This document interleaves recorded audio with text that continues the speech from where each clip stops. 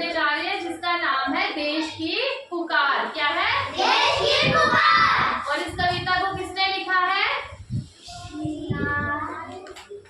किसने लिखा है?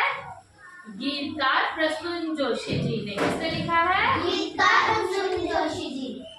ये कविता हमें क्या संदेश दे रही है? क्या संदेश दे रही है?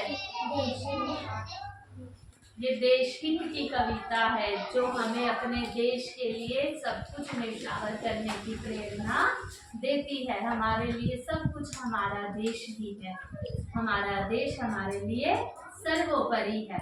ठीक है, तो चलो आइए इसे इस कविता से समझते हैं।